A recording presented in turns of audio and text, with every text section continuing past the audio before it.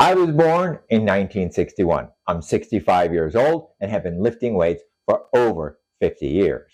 Right now, this is what I look like, this is what I lift like, and no, I'm not on TRT.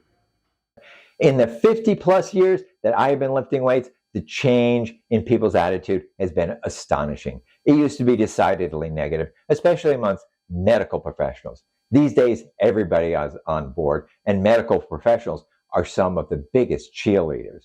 In spite of that, there are still some mistaken negative ideas that remain.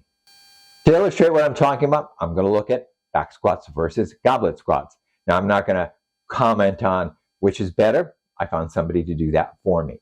What I'm going to talk about is the biggest reason, the most common reason that I hear for doing goblet squats, and that is less stress on the back.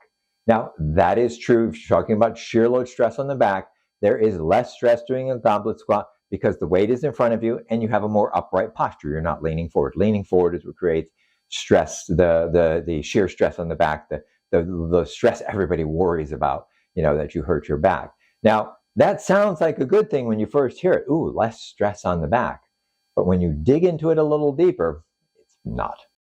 If you don't stress, you don't strengthen. That's the way it works. If you don't stress your body will not respond with a strengthening response, because the strengthening response is a response to the stress. In fact, if you reduce the stress on your body by, say, avoiding doing exercises that may stress your back, you are going to make yourself weaker. And guess what?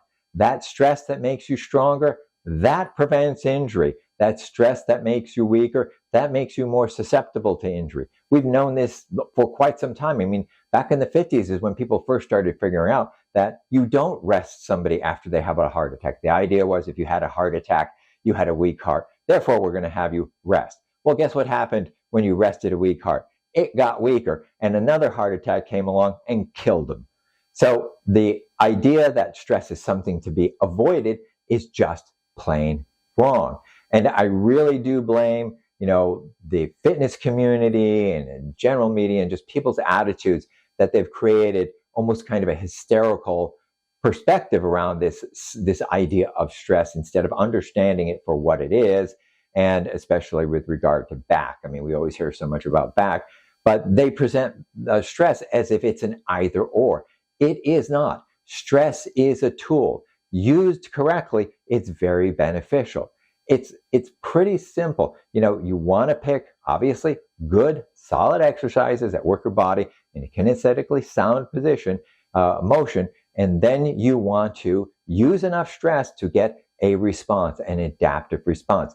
That's how it's used correctly. It is not either or. If you have too little stress, you increase your risk of injury. If you have too much stress, you increase your risk of injury.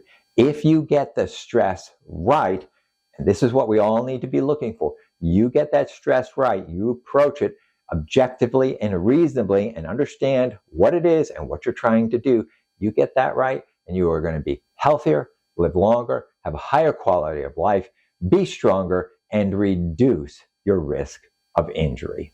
Enjoy the video? Let me know. Please like, comment, share, and subscribe.